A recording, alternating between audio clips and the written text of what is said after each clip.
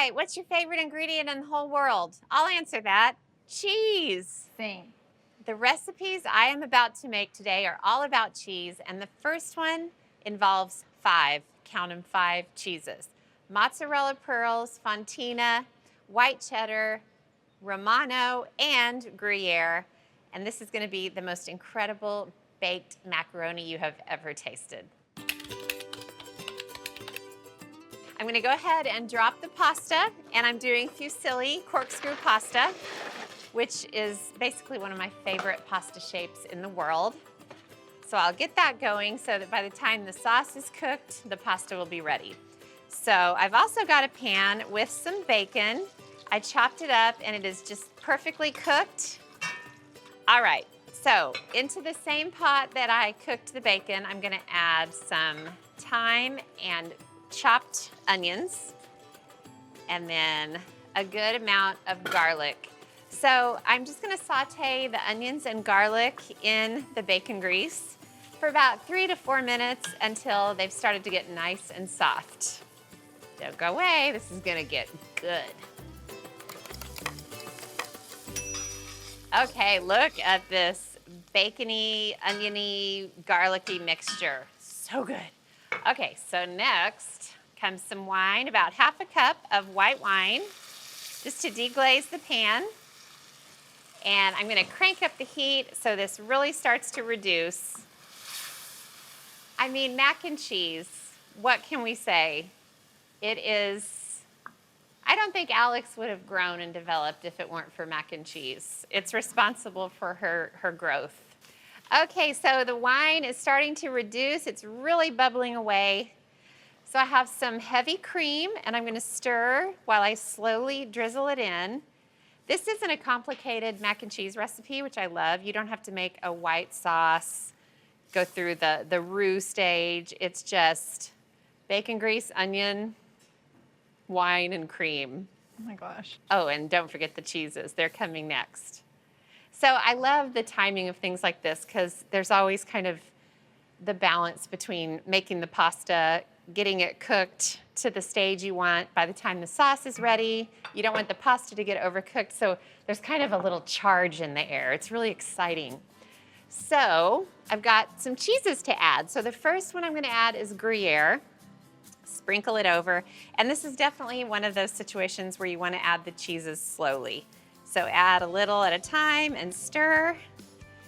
And then next comes the fontina.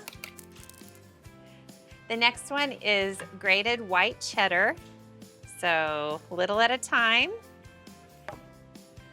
Okay, so the white cheddar is mixed in. What do you think the last one is? Parmesan. No, that's not the last one. Well, it's not the last one, but it's the last one we're gonna add to the sauce. Look at this, you guys. How good does that sauce look? All right, so those are the 4 cheeses for the sauce. I'm gonna add some cracked black pepper. Okay, so coincidentally, the pasta is ready. Oh my gosh, it looks absolutely perfect. I love it when that happens. I love it when a plan comes together. So drain it slowly, and you can leave a little bit of the water because it always kind of helps the sauce to have a little bit more liquid to work with.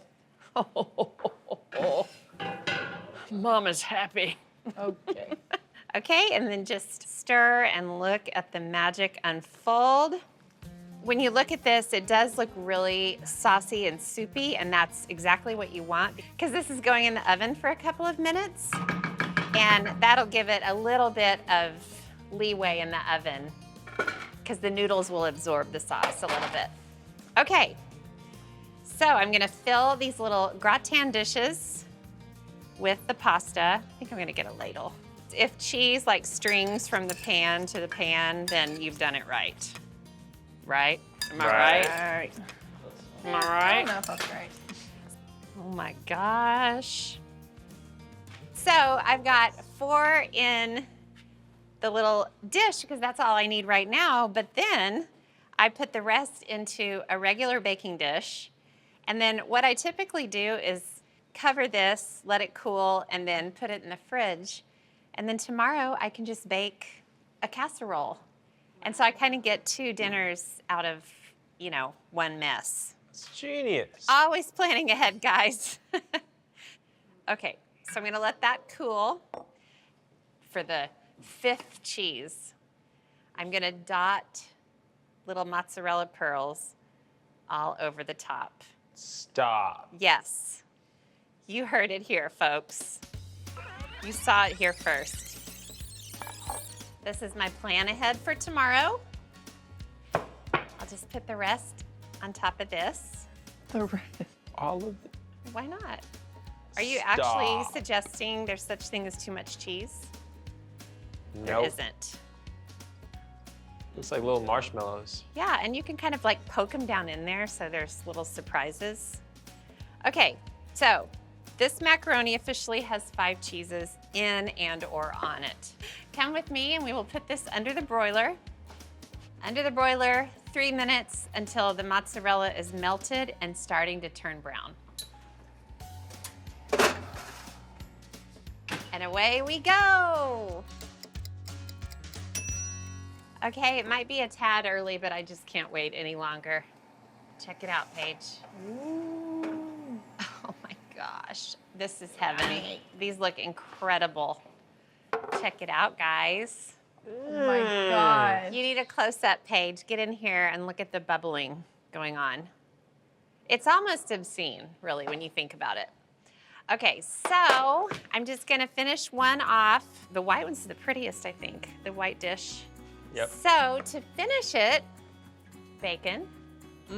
You can also stir the bacon into the sauce if you want to, but I really like having kind of the little crispy pieces on top, along with some green onion.